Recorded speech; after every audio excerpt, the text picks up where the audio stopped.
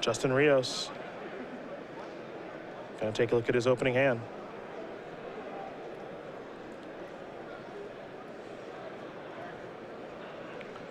Rios loaded up with discard spells in the post-board games. He's got 5 total copies.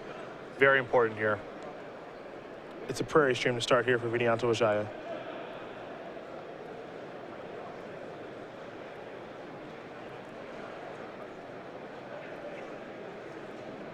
For Rios, just a flooded strand. Wijaya with the polluted delta. He'll kick the turn back over to Justin.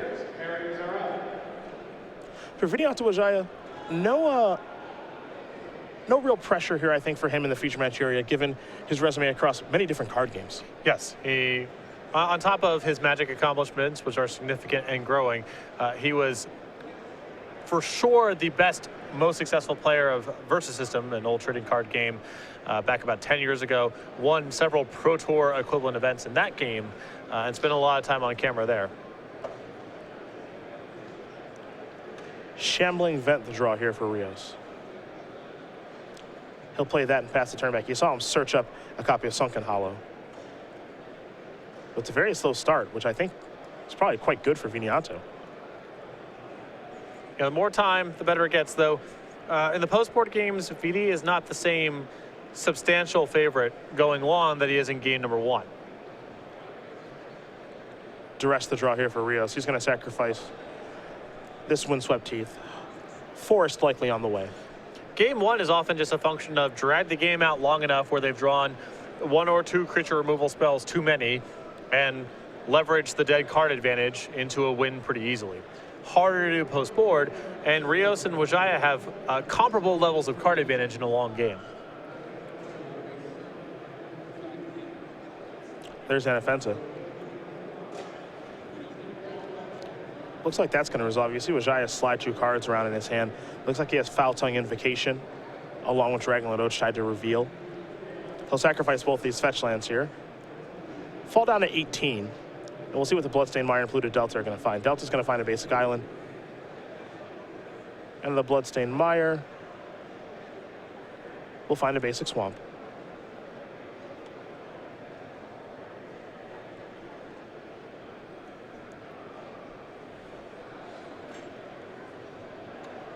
There is Foul Tongue Invocation.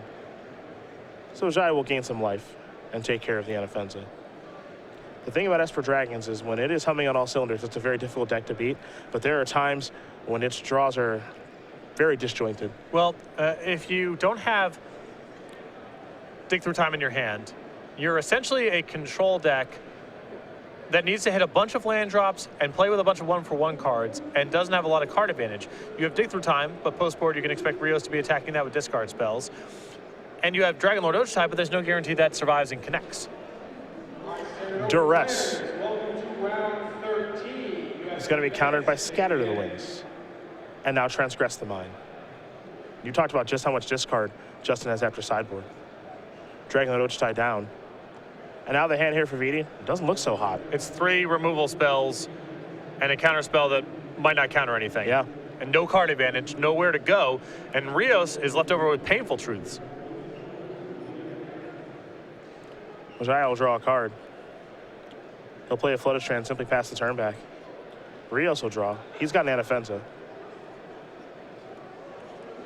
You mentioned Painful Truths. It might be time to gas back up. Don't have to worry about Slumgar scoring. He knows that any creature he plays this turn is just going to be hit with a removal spell, so he might as well take this window to draw some cards. And reload he will. Siege Rhino among the cards he's found. Couple of lands as well. Hobbs on such a powerful deck on a card-by-card basis, and if you can play 2 in 1 turn, you're feeling really good. Wijaya, he's found a Painful Truth as well, timely, as he could certainly use some cards. Got plenty of life to work with. He'll fall down to 19, 3 cards on the way. Dragonlord Slumgar among those cards. I think finding a dragon there is actually pretty big. Yeah, pairing that with the Scorn is a huge deal.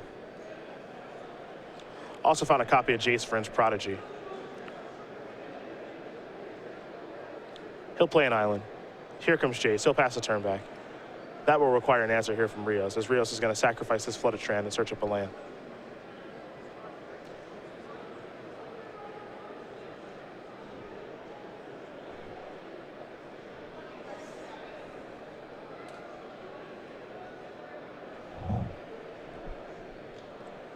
Looks like Rios is going to be going with the basic plains, which means the rest of the battle lands that he finds this game will enter the battlefield untapped.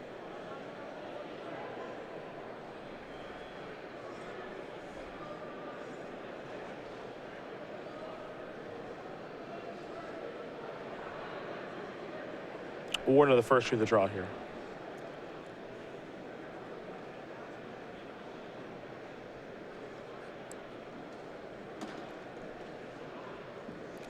Pretty important here for Rios to get 2 threats into play so he can punch through the Foul Tongue Invocation. Though with Jace flipping next turn, other removal spells in the graveyard, it's possible if he makes 2 plays, they both just get swallowed up.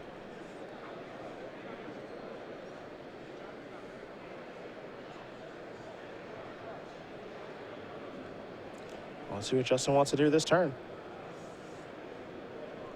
Rios running out of some things to do in spite of the painful truths. Just Siege Rhino, Warden, and I believe Anafenza in hand.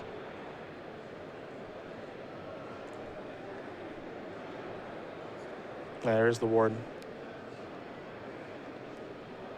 Tie game right now, live total wise, 16 all. Excuse me, second Siege Rhino in hand. Jace the draw.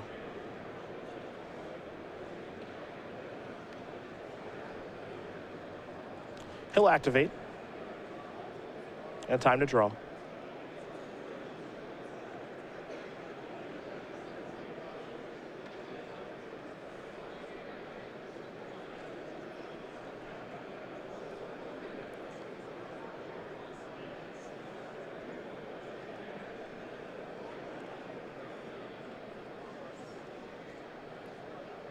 And now the fetch. Sunken Hollow. And maybe Vidi's thinking Dragonlord Salumgar, who knows? Well, I think he would like to set that up with Salumgar Scorn back up. Rios couldn't kill the Jace in a spot where it would have been really good for him to do so. Stands to reason you can't kill your Dragonlord. You pair that with a counterspell, you take Rios' best threat, that might be too much. An island here is land number 7.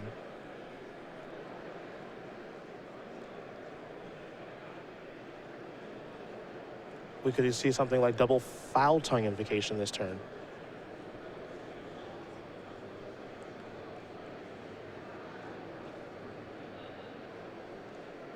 Here's a self-inflicted wound.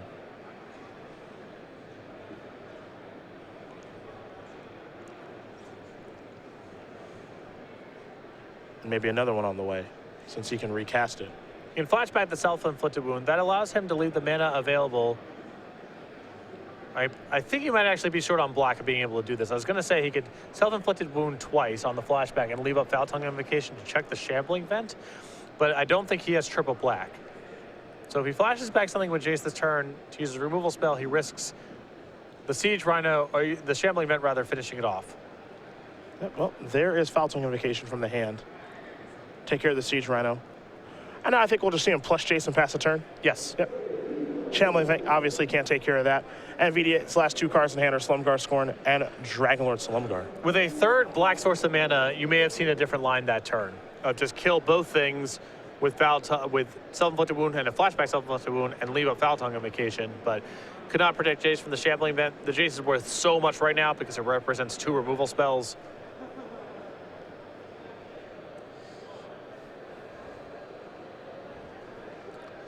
And Rios is now aware of Dragonlord Salumgar plus Salumgar Scorn in hand. He has all that information.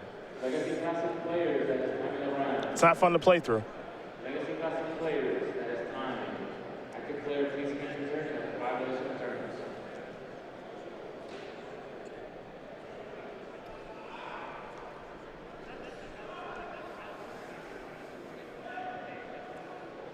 See how Justin wants to sequence things here.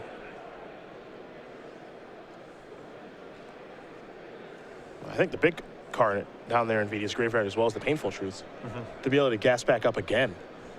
And that's why Rios kind of needs to, it's tough because he kind of needs to throw something into the maw of Jace splashing back removal spells, because otherwise Vidi gets to just untap and draw 3 cards and go about his business.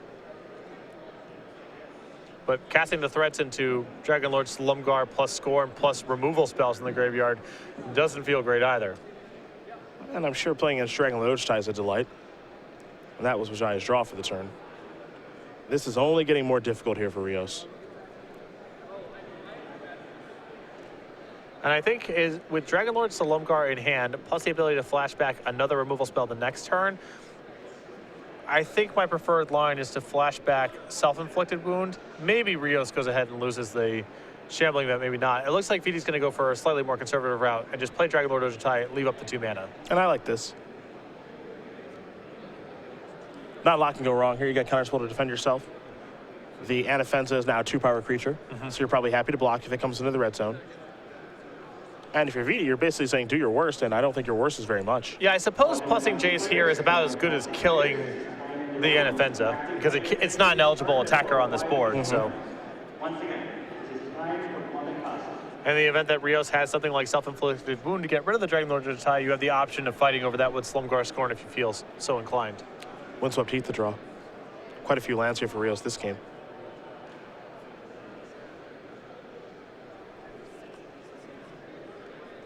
Looks like Siege Rhino and Gideon in the hand. You can tell Wijaya's got him bound up in a couple ways. Rios knows Vidi's hand, and he can't really try to play one big spell. He can't try to add something awesome to the board. It's very hard for him to do anything incrementally because Vidi has enough power in play to handle that kind of line.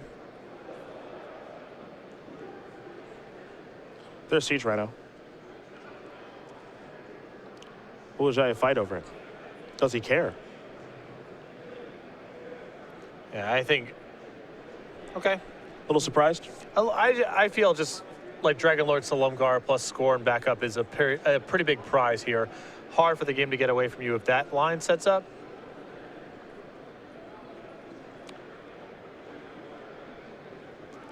But Vidi also just might be sensing maximum Rios has 1 removal spell in his hand that can handle these dragons. He almost has to use it on Dragonlord Ojutai at this point. And then that opens up the door for Dragonlord Slumgar to be unchecked and probably a game-winning play.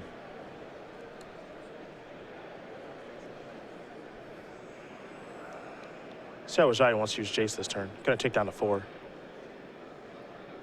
Feels like a painful truce might be on the way. And it's such a great window to cast it. Foul-Tongue Invocation could be an option, Self-Inflicted Wound as well, but I think that Vidi can take the opportunity maybe to gas back up here if he'd like.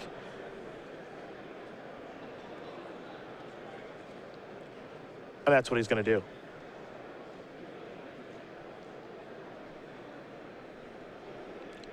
So he's going to draw 3. Scorn is 1. Foul-Tongue is 2. And, oh boy. It's a nice assortment of cards to find there.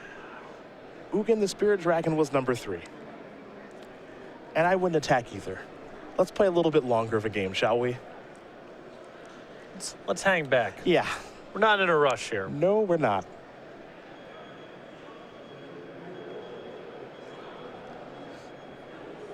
I know coming into this weekend, you felt that Esper was pretty well-positioned deck, and you felt that the card Ugin was pretty well-positioned on the weekend. There are a lot of slow decks that don't have a lot of ways to beat Ugin or stop it from entering play.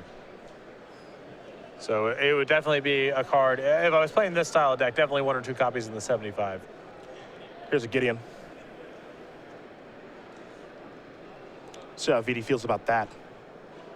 Now keep in mind, if Ugin were to come down here and wants to clear out the board, you would have to go -4, which would clear out Jace. But I think Jace has gotten a lot of work done this game, all things told. And you can see Justin Rios' hand. He's just got lands. And Anafenza going to go after Jace. It's 4 power this go around. Last turn it was 2.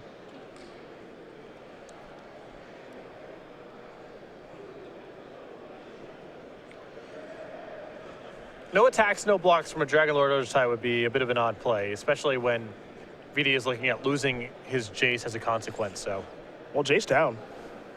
He's happy to let it go. Players in Legacy Classic, your pairings for round number 5 have been posted. Once again, players in the Legacy Classic. And now it's time to untap.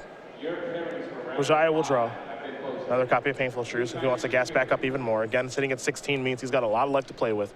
Here comes Dragonlord Ojutai.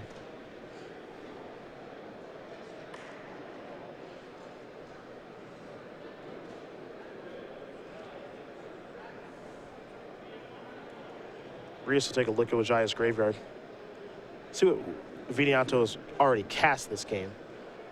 And now Dragonlord Ojutai will hit. I think Rios just making a little bit of a show of it here. He's down to just 2 lands in hand, but wants to make it appear as though he's got something to think about.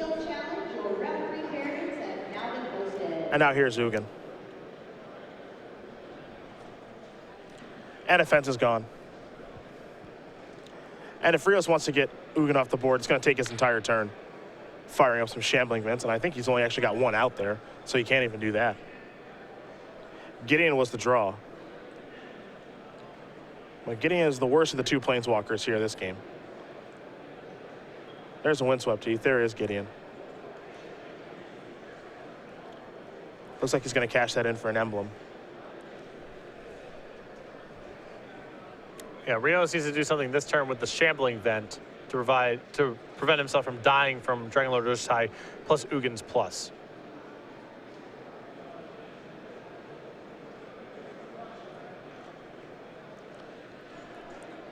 Also, it's not like he can really leave Gideon in play because he knows about the Dragonlord Salumgar and Wijaya's hand. That'd be bad news.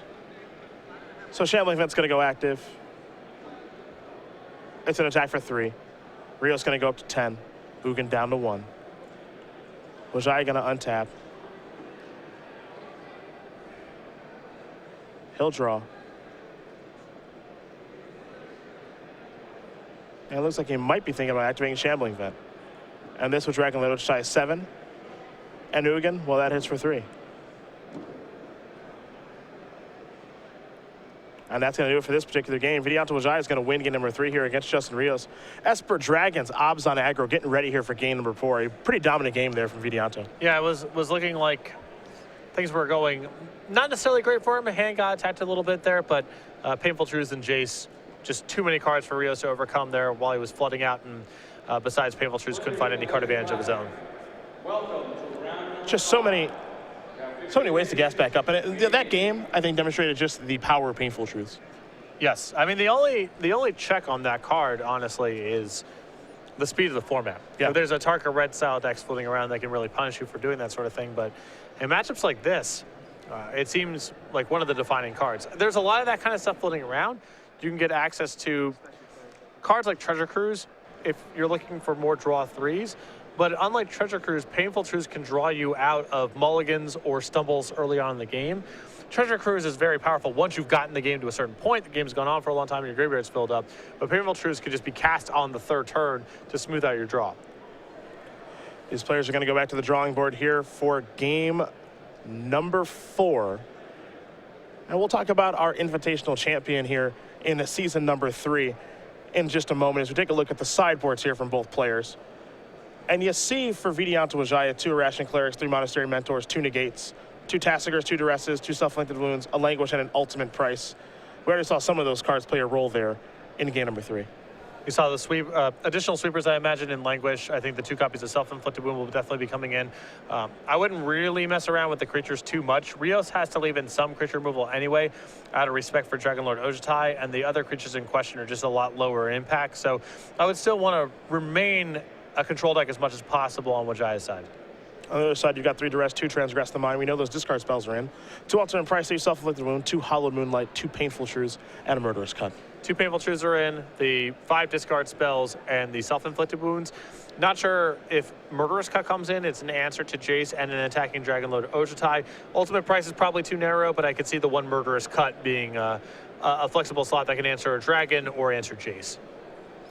Now we'll discuss our Season 3 Invitational Champion, and of course that's Alex Pistecki and his fantastic Germ token that you can use for your Batter Skulls, which might be pairing up with Stoneforge Mystic and Modern, maybe. No. You never know. You do never know, but you can be pretty sure sometimes. But for Alex Pistecki, that fantastic win in New Jersey during our Season 3 Invitational, beating Steve Mann in the finals, down 2 games, mulliganing game 3, but was able to claw his way all the way back. And that's how we're going to see him at the Players' Championship next weekend. and a couple different ways to go about getting this token, though we will get to see a new token coming out pretty soon. Exactly, and for selfish reasons, I'm rooting a little bit for Vidi this weekend because a Stang token would be sweet. That's what he said he's going to make. Usually you can get these tokens through registering for the 2-day $20,000 Open Series events or for any of the 5K Premier IQs, but by the time we come back for the new year, it's very likely that we'll have the Season 4 Invitational Champion token ready to go to be given out at those events. So if you want to get your hands on the Alex Bistecki Germ token, go to starcgames.com, place an order on the website, $5 or more, and will be shipped with this token. You should be checking out the website anyway because of all the holiday sales. Game number 4 about to be underway here between Vidianto Wijaya and Justin Rios. Synergy in advertising. That was really good, by the way. Really good. I didn't want to say that I was impressed, but I was. Tying it all together. Absolutely. Tying it all together.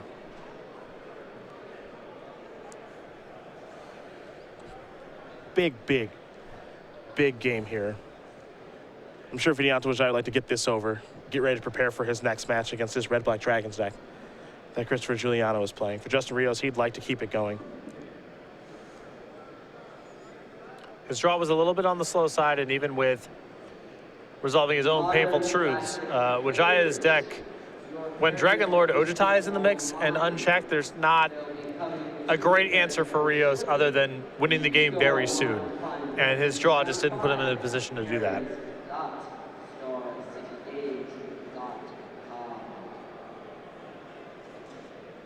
Well, Rios will be on the play here for game number 4. And much like we saw with Caleb Scherer, I think the same holds true in this matchup as well. He's just got to get to the board early. Yep.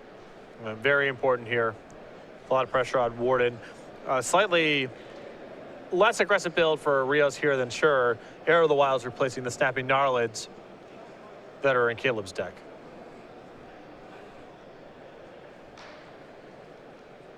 Players are happy. We're underway. Smoldering March where Rios begins. Prairie Stream here for Wijaya. Does Rios have a turn 2 play? Basic Forest. The answer is yes. Den Protector face up is at least something. Yep. Seen this a couple times in the top 8 thus far. Joe Lissette doing it because his opponent was so aggressive. Rios doing it here because he needs to get something on the table. A self-inflicted one's going to get that off the battlefield. Wijaya going to search up a swamp. To Rios we go. Painful Truths the draw. He'll sacrifice a Flooded Strand. Basic Plains on the way here for Justin in just a second. And he does have the option between Truths or an Offensive this turn. I like carving out with the creatures and refueling later in the game. I think Rios has Anafensa into Siege Rhino with the 4th land all ready to go. And I want to just hope that Wijaya misses a beat here. There is Anafensa.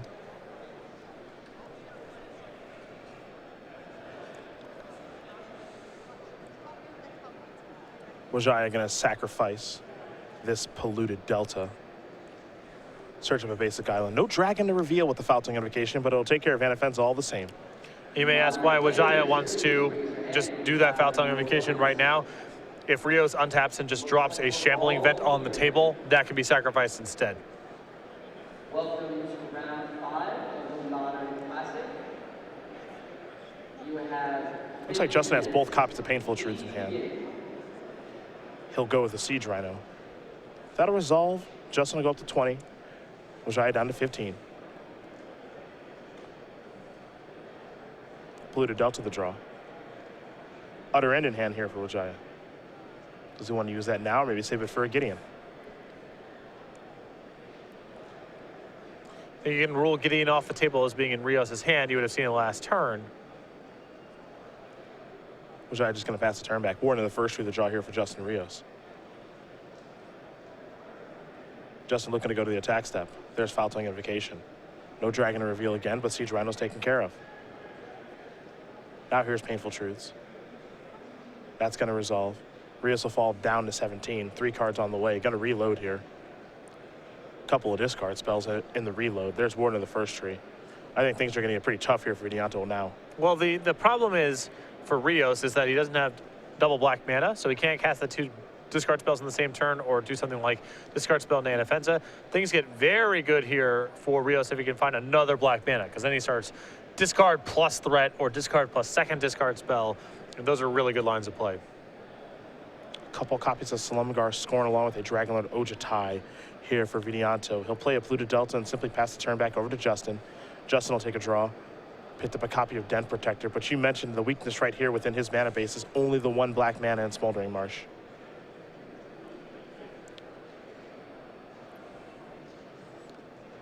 And I think that Rios needs to find the most mana efficient line of play that allows him to use black mana. So Duress plus Morph, for example, something you could talk me into. Transgress plus Face Up Den Protector or Pump Warden, depending on what he sees.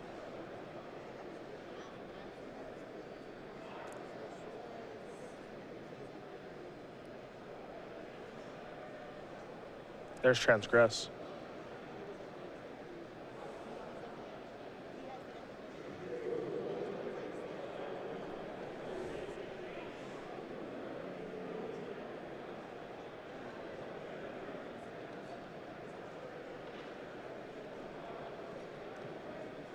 It'll be a Slumgar Scorn revealing Dragonlord Ojutai. Vidianto wants to hide that hand. Understandably so. That dragon's very important. One of the first you're going to come across. It'll pump. And now we go back over to Wijaya. A draw step. That'll yield an island.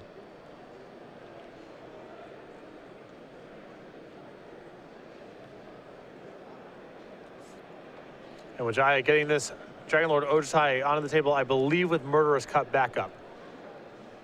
Painful Truths. Reload again.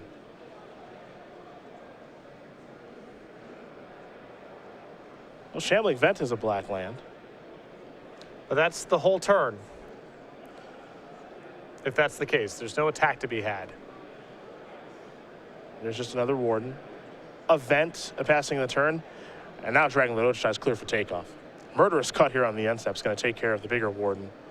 Vidianto going to delve away quite a few cards in his graveyard. And now I believe he's untapping with Slumgar Scorn in hand. And Rios on a 3-turn clock. Doesn't take long for this deck to close. As far as things to do, Rios has got plenty. Yes. But it's 1 spell per turn territory, it looks like.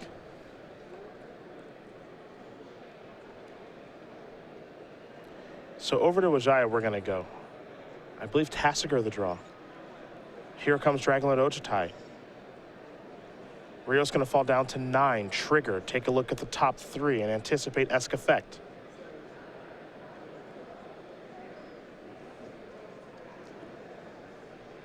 Jace among those cards. A couple of lands in there too.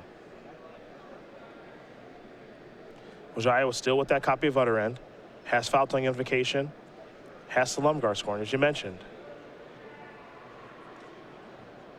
Looks like he's going to take Jace. He's certainly giving it a long thought. Hard to pass a Jace up, such a powerful card.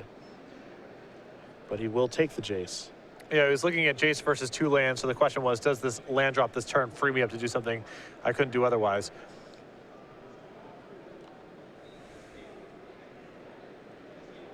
Tasigur and a passing of the turn. Here's a Duress. That's where Justin Rios wants to lead out. Will Vidianto respond? His hand is loaded up well. He can Slumgar Scorn this if he wants to and leave up Foul-Tongue Invocation mana. The other route was, if he assumes that that card's getting discarded anyway, he can just leave up Tasigur mana. Here's Duress. Foul-Tongue Invocation.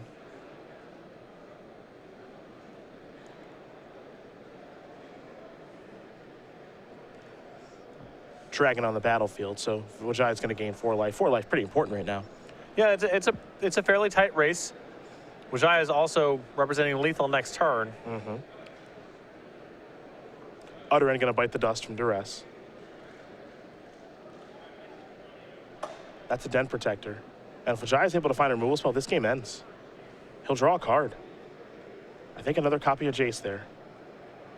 But he gets to present lethal with his attack. And it looks like that's exactly what he's going to do. Den Protector appears to be forced into blocking. Again, remember, Windswept Heath can't search up black mana. Yep. So if he did have a black removal spell, he can't cast it. Dent Protector down. Trigger the Dragonlord Ojutai. Take a look at the top couple. Also means he had to play Den Protector that turn instead of Siege Rhino. Yeah. Because he just didn't have access to black mana. Wijaya looked at a couple of lands there. Sunken Marsh being, Sunken Hollow being one of them. There's Jace, pass the turn back. Rios will untap. Picked up a copy of Abzan Charm. That can take care of the Dragonlord Ojutai, which has been a problem, of course.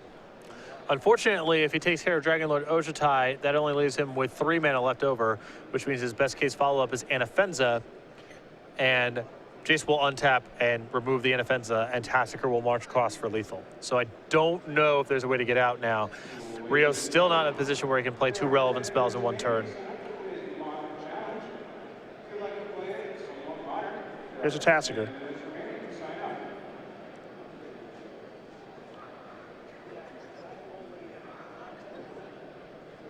Making sure the graveyards and exile piles are correctly lined up as we're going to head back Wijaya's way. He'll draw a card, added Utter into his hand from the Tasiker, another copy of Dragonlord Ojutai. And I think that if Vidi is able to get this Jace flipped over, target the Foul Tongue Invocation with a Jace minus and go into combat, we're going to have our last semifinal competitor.